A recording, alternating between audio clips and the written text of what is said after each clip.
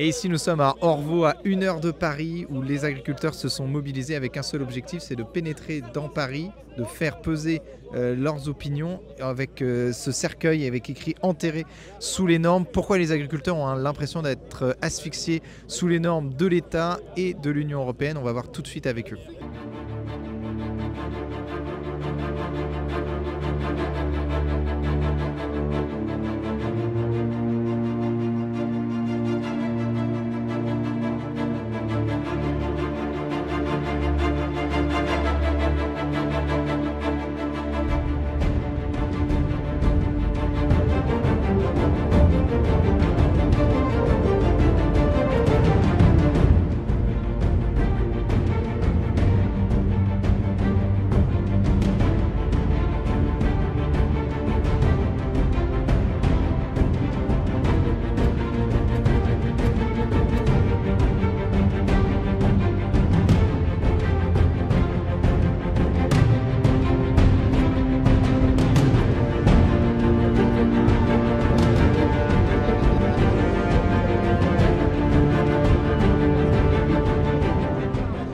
Le problème, c'est que l'agriculture française, c'est une variable d'ajustement. Dès qu'il y a un problème, ceux qui trinquent, c'est les paysans. Vous avez qu'à voir avec l'Ukraine. On nous fait rentrer de la saloperie que les gens mangent sans le savoir. Mais vraiment de la saloperie. Si les gens voyaient comment c'est produit, ils ne le mangeraient pas. Et on nous fait rentrer ça en nous disant oui, il faut aider l'Ukraine. Mais en fait, c'est pareil. C'est pas Vladimir, petit paysan ukrainien. C'est des fermes pharaoniques qui appartiennent à BlackRock principalement. Et ça, c'est pas du complotisme, c'est des choses factuelles.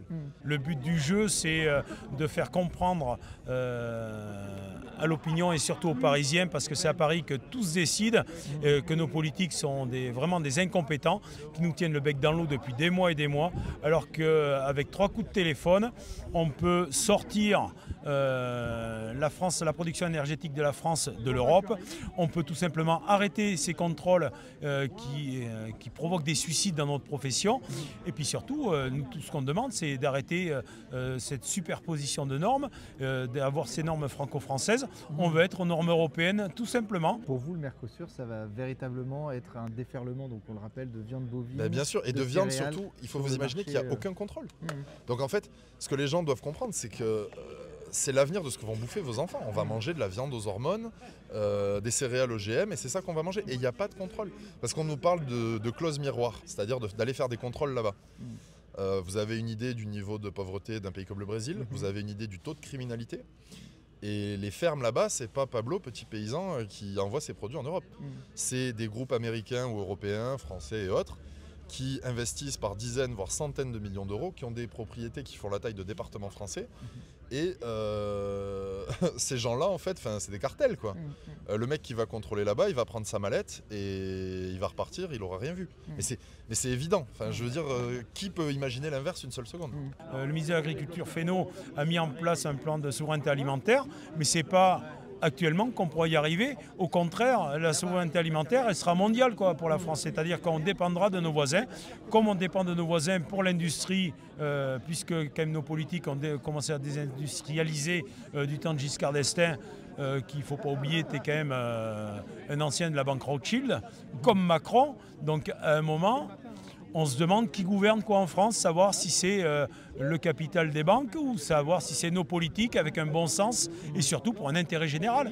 L'intérêt général, ce n'est pas leur paye et leur plan de carrière, c'est tous les Français. Alors vous voulez une exception agrico-culturelle? Agriculturelle. C'est le même principe que l'exception culturelle pour le cinéma. C'est-à-dire qu'on sorte l'agriculture française de l'OMC, qu'on protège nos productions et qu'on importe ce qu'on ne produit pas. Ce qui ne se produit pas en France, et puis je vais vous dire n'importe quoi, si cette année on a une mauvaise récolte de salade, on prendra les salades des voisins. Si c'est les abricots, si c'est le poulet, j'en sais rien. C'est toujours pareil, on prendra ce qu'on ne produit pas. Mais ce qu'on produit doit avoir la priorité, parce que c'est ça notre souveraineté alimentaire. C'est la base de tout, c'est la base même de la 5e République et de ce qu'a fait De Gaulle. C'est d'abord la bouffe et ensuite l'énergie. Et aujourd'hui, l'énergie est aux mains des Allemands et la bouffe aux mains du grand capital. Je sais pas si les Français ont envie d'enlever vers ça, ça les regarde, moi j'ai pas envie. Bon mais très bonne nouvelle, Christian vient d'être libéré. Encore un excès de zèle de la part de nos autorités incompétentes et de notre exécutif tout aussi incompétent d'ailleurs. C'est quand même plus facile d'attraper un paysan dans une bagnole qu'un djihadiste ou un dealer. Alors depuis un an, il y a eu 4 premiers ministres. Est-ce que vous pensez qu'aujourd'hui, M. Bayrou peut changer les choses pour l'agriculture? Oui, je pense, oui. Avec Valls dans son gouvernement, ça, je pense, ouais. On sent une pointe d'ironie. Non, ça c'est vous, ça c'est votre analyse. Mais non, très sérieusement, je vais vous dire, si M. Bayrou, il en a quelque chose à faire des paysans, il vient quand même d'un département extrêmement rural et dur. S'il nous trahit, c'est lui qui vivra avec les Basques et les Béarnais, ça lui appartient. Alors vous avez décidé de mettre donc un cercueil avec écrit « Enterré sous les normes ». Pourquoi? Voilà. Parce qu'on a énormément de normes, on n'arrive plus à s'en sortir au jour d'aujourd'hui, on n'est plus du tout compétitif. Et du coup, l'agriculture française, elle est en train de mourir à petit feu et on ne veut surtout pas que ça s'arrête. Mais en tout cas, on est obligé de se battre parce que si vous voyez la misère et la détresse qu'il y a dans nos campagnes, vraiment, vous serez avec nous en fait. Si on veut se faire entendre, on n'a plus que ça. De toute façon, il y a plein d'agriculteurs, tous les agriculteurs qui sont là, ils n'ont plus grand chose à perdre. Donc il faut absolument qu'on se rassemble et qu'on essaye de faire bouger les choses. Là, c'est vraiment les derniers souffles qu'on a, il faut vraiment que ça change rapidement.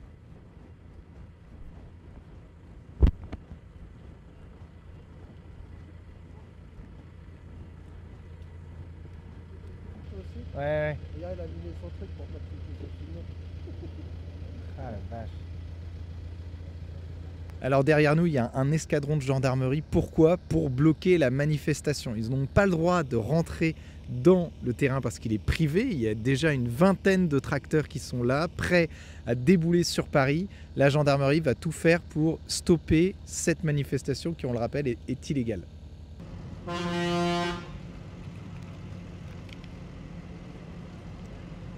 Une remorque réfrigérée. Alors vous avez une remorque réfrigérée. Pourquoi voilà, vous avez une remorque réfrigérée? Pour apporter les victuailles, parce qu'on restait 1 jour, 2 jours, 3 jours, 4 jours, on ne sait pas, suivant les réponses qu'on va nous donner, et voilà. Alors on est organisé pour rester plusieurs jours. La trahison. Donc il y a 3 semaines. Il y a 3 semaines, Ursula von der Leyen est allée donc, en Amérique du Sud signer le Mercosur. Pour vous, c'est une trahison de plus de la part de l'Union européenne? De l'Union européenne, oui. Mais l'Union européenne défend les intérêts des pays qui la financent, ma foi. Donc elle est allemande, elle défend les intérêts de l'Allemagne avant tout, on le sait. Quelque part, grand bien lui fasse. La vraie trahison, c'est Emmanuel Macron. Parce qu'il est parti à Mayotte, et je compatis à la détresse des Mahorais, hein, c'est pas le souci. Mais il partait 24 heures après, surtout pour faire les sorties médiatiques qu'il a fait là-bas, c'était pareil. Du coup, il a laissé sa place sur une réunion très importante avec tous les chefs d'État pour justement le Mercosur. Il a laissé sa place et son pouvoir à Olaf Scholz, chancelier allemand, qui est le gars le plus pro-Mercosur qui soit. Ça, moi, j'appelle ça de la haute trahison, tout simplement. Vous avez l'impression d'avoir été trahi par la FNSEA? On n'a pas l'impression. Nous sommes trahis. Nous sommes trahis, sinon nous ne serions pas là. Mais alors, pourquoi aujourd'hui, on va être clair. Ça fait 1 an que nous sommes sur le terrain. Nous essayons de faire avancer les choses. Que dit le syndicat cogestionnaire? Il dit la coordination rurale manifeste parce qu'il y a les élections chambres. C'est pas le but. Nous, ça fait 1 an que nous sommes sur le terrain. On essaie de faire avancer les choses. On a eu une petite chose, c'est la détaxation du GNR, gasoil non routier. Alors, si on fait ça pour les élections chambres, ok, on laisse. Enfin, c'est de la politique politicienne, nous on n'en est pas là. Ok, nous on fait le boulot. Alors il y a écrit Gaulois réfractaires du 41. Parce que M. Macron n'aime pas les Gaulois. Donc on va y apprendre à aimer les Gaulois. Voilà. Parce que vous avez l'impression qu'Emmanuel Macron, parce que cette manifestation aujourd'hui est illégale, vous avez l'impression que c'est la seule manière de vous faire entendre, c'est d'être un Gaulois réfractaire et de contourner la loi. Attendez, tout est illégal. J'ai fait l'Arc de Triomphe, c'était illégal. Enfin, tout est illégal de toute façon aujourd'hui. Il est 19h30, cela fait désormais plus d'1h30 que le rassemblement a commencé à Orvault. Une vingtaine de tracteurs vient d'arriver, grossissant les rangs des tracteurs déjà présents sur place. Dans ce nouveau cortège, il y avait des provisions et des sanitaires, ce qui prouve bien la détermination des agriculteurs à rester aussi longtemps qu'il le faudra. On fait de la non mais c'est... En fait, on est en train de mourir là. Là, si vous voulez, aujourd'hui, on voit que les boulangers ont disparu de nos campagnes. On voit qu'il n'y a plus de médecins. On voit que, mais il n'y aura plus d'agriculteurs. Là, c'est la fin dans nos zones en plus intermédiaires, donc des zones avec des potentiels plus limités. En fait, il n'y aura plus du tout d'agriculteurs. Enfin, les jeunes ne peuvent plus s'installer. Il y a quand même, il faut rappeler, un suicide tous les 2 jours, voire un peu plus. Donc, il faut stopper cette hémorragie-là. On n'a pas le droit de laisser des jeunes mourir comme ça. Enfin, c'est des drames, c'est des familles, c'est des enfants, c'est des vies qui sont complètement mises à mal, enfin anéanties. Ouais. Tu l'as toi aussi? Ouais. Excusez-moi. Vous allez bloquer demain la sortie des tracteurs, vous pensez? Vous savez pas encore? Je ne sais pas. Ok. Vous êtes ici pour...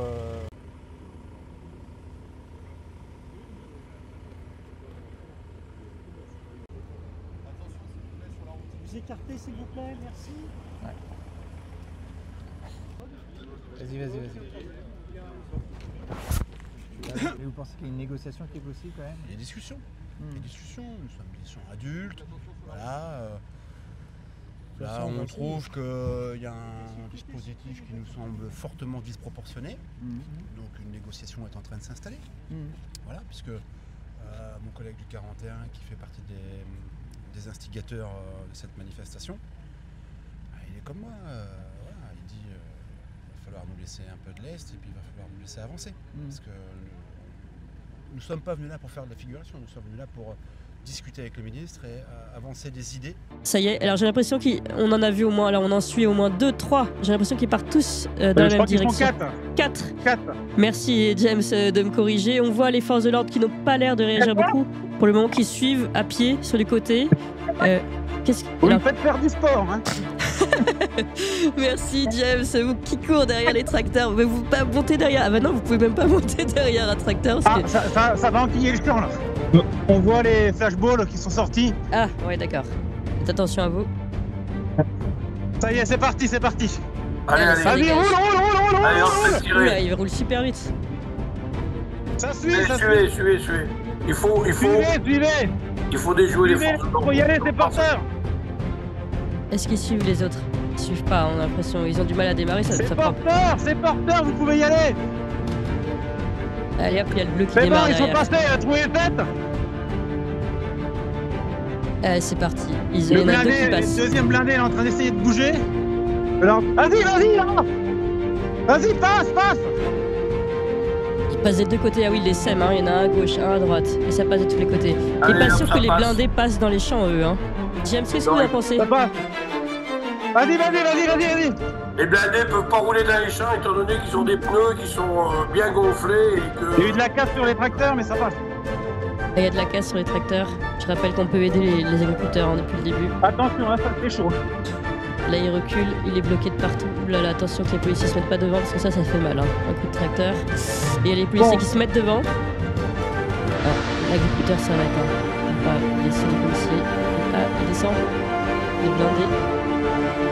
On voit les agriculteurs qui bloquent les blindés. Allez, ça force. Ça force, il y en a un qui passe. Une perche de là, tracteur. Oula, c'est mou. Ils veulent pas vraiment... Ça passe aussi, on est en train de serrer là. Bon, ça va se planter. Allez, on passe. Ah, pour une fois que c'est pas des gens qui brûlent des voitures dans les villes, qui se battent simplement pour avoir le droit de vivre de leur travail. Et en fait, là, on comprend que je trouve que regarde la situation des agriculteurs, leurs actions sont encore... C'est une honte. Très gentilles. Oui. On n'est pas des bandits, on n'est pas des crapules. Elle est où? Tout le monde le sait bien. Un peu. Non mais c'est pas la peine. On va les payer notre... Il a déjà pris 10 poignées. Il va monter là, tiens, il y aura des places. Essaye de trouver un parking et puis c'est tout, je te dis, moi. Il faut qu'on la pousse, on la pousse. On était là pour boire un coup, parce qu'on n'avait rien d'intention de bloquer. Là, il y en a plusieurs qui n'ont jamais vu l'Arc de Triomphe. On a dit, on va faire un tour à l'Arc de Triomphe à pied. Bon, ça arrive le gars avec la vache, et puis ça se passe ce truc-là. Je sais pas, si on n'a pas le droit de bouger, qu'on n'a rien le droit de faire, à finir, on va rentrer chez nous, on ne veut pas se battre avec personne, hein, c'est bon. Il y a nos autres collègues, on sait qu'avec les tracteurs, ils sont bloqués aussi. De toute façon, on est bloqués partout. Les autres sont bloqués au milieu d'un champ dans une ferme. De quel droit on peut donner des ordres aux forces de l'ordre pour aller bloquer les gens dans une ferme? Vous êtes prêts à rester combien de temps ici, là, s'il le faut? Oh écoutez, je pense que ce soir, on a tous du boulot, on a autre chose à faire. L'idéal, c'est qu'on aurait pu passer une journée pour que les parlementaires viennent à notre rencontre. Et puis les Parisiens aussi, parce que je pense qu'il y a quand même des gens qui nous soutiennent. Les forces de l'ordre, on leur demande de faire un travail complètement ingrat, c'est invraisemblable ce truc-là. Je pense qu'ils ne sont pas non plus heureux de faire ça. Bon, mais chacun son boulot, voilà, donc ils font leur travail, c'est tout. Mais c'est le dernier rempart pour l'État, hein, parce que comme ils se comportent là, je pense que le jour où ceux-là en auront vraiment marre, et qu'ils vont peut-être dire il y en a marre aussi, ça va peut-être changer de musique. Moi je suis arrivé hier, à peine arrivé sur le trottoir. Verbalisé. Les gendarmes, enfin les forces de police à mon avis ont fait leur travail. Je devais parler aux journalistes, elles m'ont emmené immédiatement en garde à vue, donc j'ai eu 1h30 de garde à vue hier soir. Bon, je suis secrétaire général national quand même. Donc on a dit, hein, on n'est pas là pour embêter les Parisiens, on n'est pas là pour boucher quoi que ce soit. Donc ce qu'on demandait, c'était un point de chute pour nos tracteurs. Et on garantissait la sécurité. On a dit, si on est à un point de chute, l'encadrement par les forces de l'ordre, au moins, sera facile. Et s'il y en a qui veulent faire du bazar ailleurs, ils n'ont qu'à le faire et les forces de l'ordre feront leur travail. On a parlé avec le chef de cabinet du Premier ministre,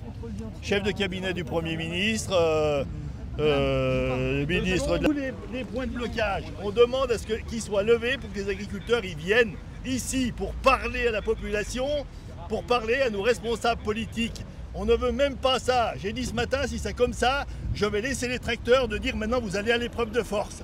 Et c'est vraiment pas ce qu'on veut, parce que les gendarmes, toutes les forces de police, je vais dire, elles sont comme nous. Nous, on les admire, et je vous dis bien, jamais on ne s'en prendra à un policier. Ce qu'ils font là, je me demande qui c'est qui donne les ordres. Hein. Mais si les ordres ils viennent de Retailleau, ben alors là, c'est plus la peine d'en parler. Hein. On admirait aussi cette personne-là pour l'ordre, mais là, c'est pas l'ordre. Hein, parce que, écoutez, les agriculteurs, on est habitués de travailler dans l'ordre. On ne demande que ça. Mais aujourd'hui, même pas le droit de se promener. C'est la première fois que je viens à Paris en voiture. Je sors de ma voiture, on me met directement dans le fourgon de police pour aller m'enfermer. Ben, vivement, sacrée démocratie, hein, c'est un sacré bon démarrage pour un gouvernement. Hein. Je plains les forces de l'ordre, je peux vous dire. J'étais tout seul avec ma vache, en voiture, j'étais tout seul. Ils m'ont arrêté à un feu rouge, ils m'ont contrôlé et ils m'ont invité à quitter la capitale. J'étais tout seul avec ma vache. Aucun bonnet jaune, aucun drapeau jaune, c'est juste marqué le lait équitable.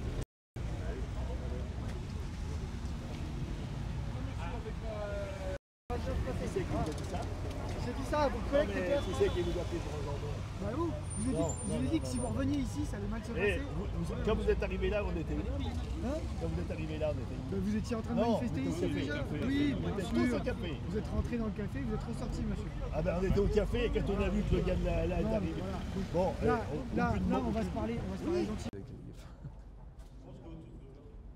Alors pourquoi vous soutenez aujourd'hui la coordination rurale? Parce que je les ai toujours soutenus, parce que je soutiens les agriculteurs en général et que c'est les seuls à se bouger, la coordination rurale, il faut le dire. C'est les seuls qui se bougent, ils sont courageux, là on est devant l'Elysée. Ils font des actions qui sont difficiles parce qu'il y a une répression qui est terrible. Enfin, nous on le sait parce que dès qu'on fait une action c'est pareil, on se retrouve avec des militants en garde à vue. Enfin, on sait bien le niveau de totalitarisme de notre pays. J'ai vu qu'ils ont été embêtés, mais malgré tout ils tiennent bon et ils portent des revendications qui parlent à tout le monde. Ça ne concerne pas que les agriculteurs, ça concerne tous les Français. C'est qu'est-ce qu'on aura dans notre assiette, c'est quel est l'avenir du pays, quelle est l'indépendance alimentaire du pays. Enfin, ce sont des questions vitales en fait. Donc il faut les soutenir à 150%, il ne faut même pas réfléchir. Une souveraineté alimentaire européenne, à l'échelle européenne, c'est possible? Non, moi j'y crois pas du tout. L'Union européenne, elle est construite pour le libre-échange, elle est construite pour l'Allemagne vend ses voitures, en échange on sacrifie l'agriculture française et ça ne changera pas ça.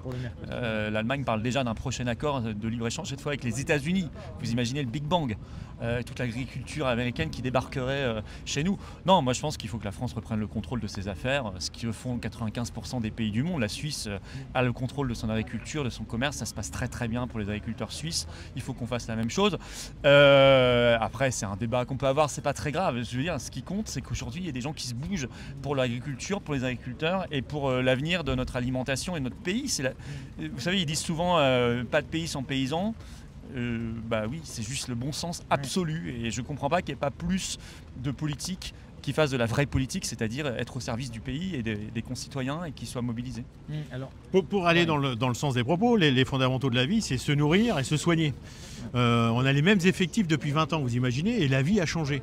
Donc effectivement, avoir une nourriture saine et marchande et à bon prix, et une politique agricole par nos élus et notre gouvernement devient indispensable. Donc aujourd'hui, si on est là, c'est défendre une politique agricole qu'on veut remettre en place, pas de suradministration européenne. Même si l'Europe veut tuer le monde agricole, on va résister. Alors, on est là pour résister. Parce que justement, vous parlez des normes, il y a les normes françaises et les normes européennes. Vous, ce que vous demandez, c'est déjà que les normes, qu'il n'y ait que les normes européennes. Que ça, oui, tout simplement. Voilà. Et puis après, ce qui dit normes européennes, clause miroir, qu'on n'importe pas ce qu'on ne veut pas. Voilà, oui. Aujourd'hui, importer une viande de n'importe où qui ne respecte pas nos normes ou notre standard de qualité, parce qu'aujourd'hui il y a des Nutri-Score, vous scorez ce que vous voulez sur la viande, mais notre viande à nous, si elle a un standard à 10 sur 10, ils n'ont même pas la moyenne, les viandes qu'on importe.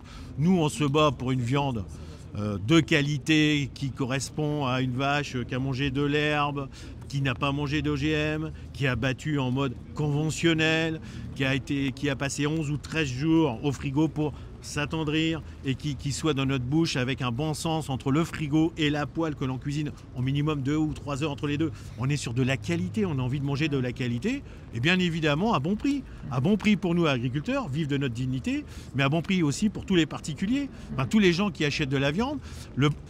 Le prix du panier moyen a quand même triplé en 10 ans, vous imaginez? Triplé en 10 ans. De 57 €, on est passé à 160 €. L'agriculteur, on est au même prix, 5 € le kilo à l'agriculteur, la viande. Que ça soit une vieille réforme laitière ou une viande de qualité à 6 ou 7 €, qui arrive à 30, 40, 50 un tourne d'eau, 70 € un tourne d'eau de qualité, mais c'est la honte. Et moi, j'ai envie de tacler un peu la grande distribution qui se dit premier acteur de l'économie française. Mais balayez dans votre part, vendez de la qualité, arrêtez de vendre de la merde qui, je pense, au niveau de nutritionniste, sur le Nutri-Score, ne devrait même pas avoir la moyenne. Importer une viande qui a traversé des conteneurs ou des frigos pendant 2 ans en congélation pour tuer toutes les bactéries, mais c'est une honte, comment on peut en arriver là? La bonne bouffe, moi je l'avais aujourd'hui, demain et dans nos enfants et dans nos générations à venir. Alors une bonne bouffe, ça veut dire une bonne viande, des bons légumes, du bon pain, du bon pinard, tout ce qui est de qualité. Voilà. Nous sommes des épicuriens, agriculteurs. Bien après, bien évidemment, c'est aussi bien se soigner parce que la nourriture, c'est une chose, mais il y a aussi le soin. Et je me répète, les volontés politiques doivent aller dans ce sens-là. Si on est 400 000 agriculteurs aujourd'hui et 400 000 dans le milieu médical, imaginez la catastrophe, quoi.